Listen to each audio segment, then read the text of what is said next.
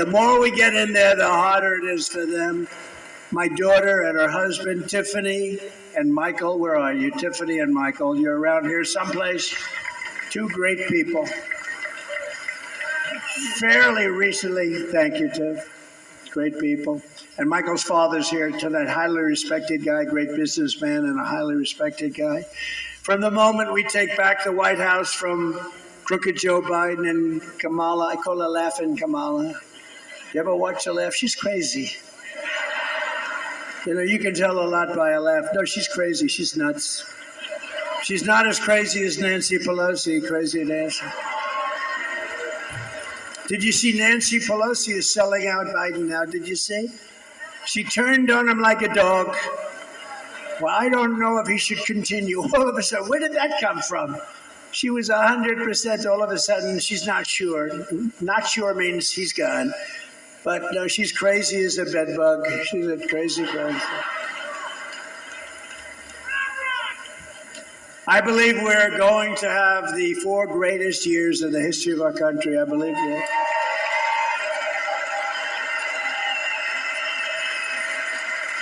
And I believe that Michigan is going to have the greatest of all of any of the states because I'm going to bring back your auto industry. I'm not going to take this.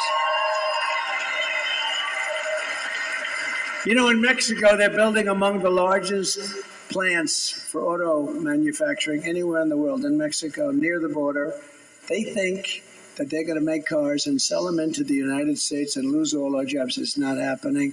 And you know who owns those plants? China! China owns them. And we're not letting it happen. We'll put 200% tariffs on, 400, I don't care what would. Whoever is building your plants, we're not allowing any of those cars to come into the United States, okay? We're telling that to Mexico right there. You want to build those plants? A friend of mine who builds plants, that's all he can do. He's a great guy, but his strength is plants. If you say walk across the street, he's not that good at it. But to build a plant, he has no problem. He builds great auto plants. I said, I'd like to see one. Take me. He goes, well, I'll have to go to Mexico. I said, what about the United States? No, not so much. He goes, they're actually some of the biggest in the world being built right now in Mexico. I said, this happened over the last couple of years with this stupid president that we have. Stupid. He's a stupid person. And I can say it because, you know, once he weaponized justice, you know, I would never talk about a president like that. Once he weaponized justice against me, I said, oh, wow, that's really incredible. That's never been done before. I can do it. And I'm knocking him out. But sometimes you have crooked judges. We have some real crooked judges, too. That's the only way. The only way I can lose is crooked judges. But we'll get it overturned, anything that happens. But once he weaponized, I wouldn't talk that way. In fact, before this happened, before he did this, I treated him not nicely, but I treated him with far more respect than I do right now. It's one of those things. But we can't let these companies come in and steal our wealth, steal our jobs, destroy our companies, and end up building it 10 miles across the border and think we're going to allow them to get away with it. We're not. They have to build it over here, and they have to use our people. So and it's going to happen. And Michigan will benefit more than any state in the union because they stole your auto industry, and we're going to bring it back, and it's going to be at a level that it was in its height. Okay? You hear that, John James? You hear that? We're going to put John James in charge.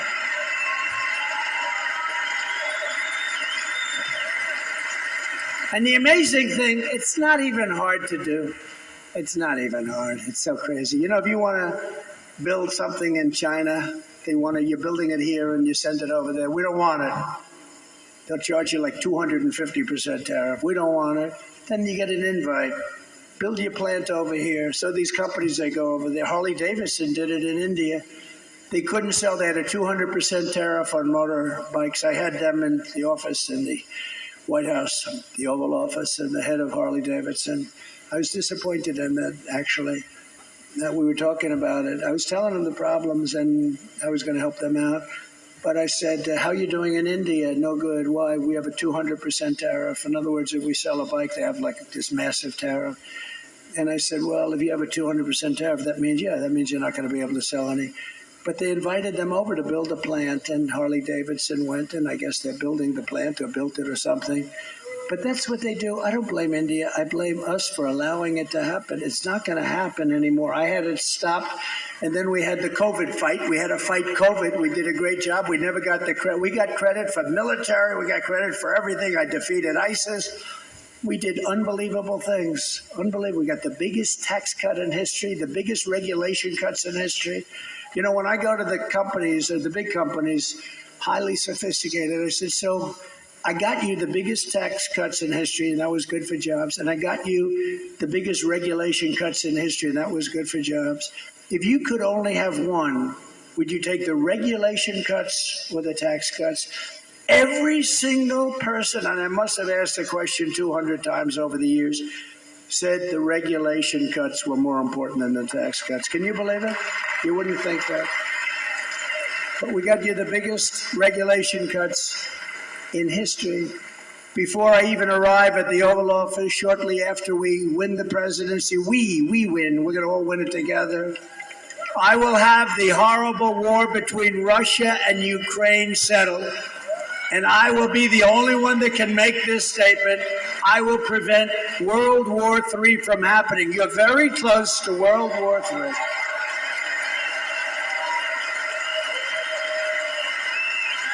If I was president, the Afghanistan disaster, which probably caused Putin to go in, by the way, he wouldn't have gone in with me. He would have never gone in with me. And he didn't. And by the way, he didn't. But the Afghanistan disaster, not the fact we're getting out. I was getting out after 21 years. You get the hell out. But I would have kept Bagram. It's 1 hour away from where China makes its nuclear weapons. We gave it to them so stupidly. It's one of the biggest airfields in the world. We built it many years ago for billions of dollars. We were going to keep that. We were going to man it, keep it. Think of it, 1 hour away. You know who has it now? China has it now. How stupid are we? Should have kept that. And you know the lift should have been done at Bagram, not their little local airport where they had riots all over the place, and then the bombs started going, killing 13 of our great people, obliterating, I heard the number this morning, 47. That's maybe the right number because we're looking at 47, you know that, right? Obliterated 47 great young Americans, their legs gone, their arms gone, their face just wiped out. And hundreds of people besides, hundreds of people. The worst catastrophe, the worst, most embarrassing disaster, I think, ever that happened ever in this country. And because of that, I think Putin looked at that, the incompetence, the stupidness of Milley and these guys that don't know what the hell they're doing. And he looked at it and he said, this is a great time to go into Ukraine. But he would have never done it with me. If I was president, the Afghan disaster would have never happened. Ukraine would have never happened. And October 7th, the attack on Israel would have never happened. Remember, Iran was broke. Iran had no money. They were broke. Now they have $250 billion. But we'll get along with Iran. We'll get along with whoever we have to get along with. But it would have never happened. All of the things. And you know what wouldn't have happened? Inflation wouldn't have happened because I had energy low. Inflation was caused by energy going up twice. I will restore a thing called peace through strength. That's what we have. And I will fully uphold our very important but under siege Second Amendment, as I did for 4 years. And I got the full endorsement from the NRA. You saw that. They gave us their full, strongest endorsement. No, for 4 years I protected, and it was not that easy to do. We will protect innocent life, and we will restore free speech, and I will secure our elections. Our goal will be one-day voting with paper ballots, proof of citizenship, and voter ID. It's very simple. But until then, Republicans must win. We have to win, win, win, win, win. We want a landslide that is too big to rig. I said it before. I'll say it 100, 200, 300 times before that very spectacular date. But, you know, remember, November 5th is not really the date. It starts in early September, North Carolina and some others. Because now we have these ridiculous laws where you can vote Before the election, after the election, we got to have one-day voting, one-day voting. What happened to those ballots that were over there last week? Oh, sure, we moved them around a little bit. Oh, really? I mean, think of it. You vote 2 months early. Nobody knows what the hell's going on. Where are all the ballots that happened? Why are they using a shovel? They're shoveling off. You ever see what goes on? Take a look at what happened in Georgia. They're shoveling ballots into wheelbarrows, moving them around. If you took the 10 worst presidents in the history of the United States and added them up, they would not have done near the destruction to our country as Joe Biden and his horrible Biden administration have done. They're destroying our country. They are destroying our country. And, you know, we get up and we have levity, we have laughter, but honestly, there's really nothing funny about it. They got millions and millions of people, many of whom are criminals and terrorists, flowing through, and people from mental institutions flowing through into our country totally unchecked. And they move many of them into hotels. Some of them are luxury hotels. Hotel owners are making a fortune. They're destroying their hotel in a certain way, but they're making a fortune. And our military is living on the street with nothing. And yet they're putting these people into luxury hotels. So if you want to save America, get your friends, get your family, get everyone you know and vote. You got to vote early, vote absentee. I don't care how you vote. You know, they all say, oh, sure, we have to vote early. Well, you know, a lot of times you vote early, that's good. You got to vote, and you got to follow your vote. Make sure it doesn't get canceled out. You can do it. Vote on election day.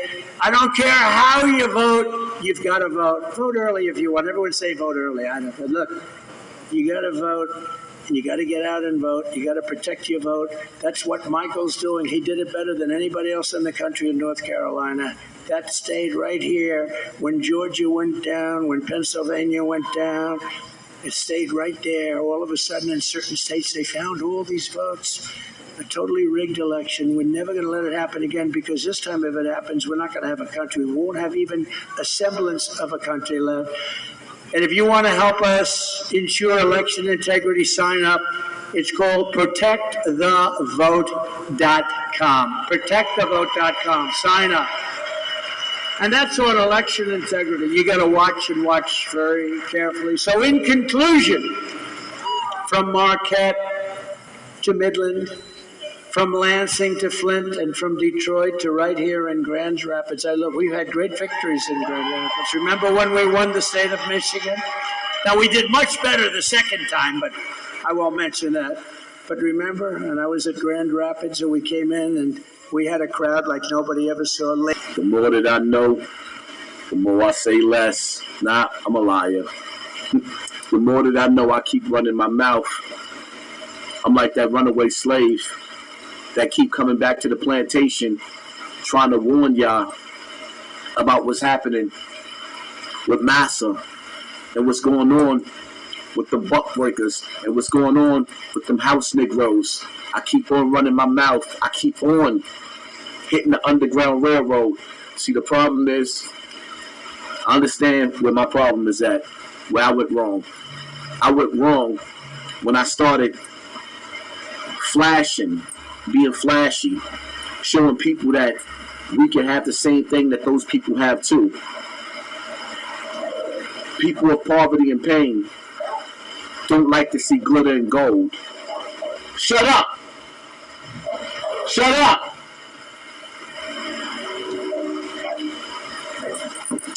For poverty and pain, we don't like to see somebody else win. Even though y'all saw me go through trials and tribulations, y'all seen me break down, y'all seen me crash out.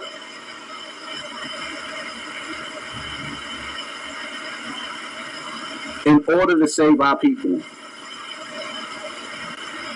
in order to wake our people up, somebody has to be bold enough to go against the grain. Everybody in the black community is going in the same direction. And when you look at that direction that they're going, it's off a cliff. Everybody's walking off a cliff.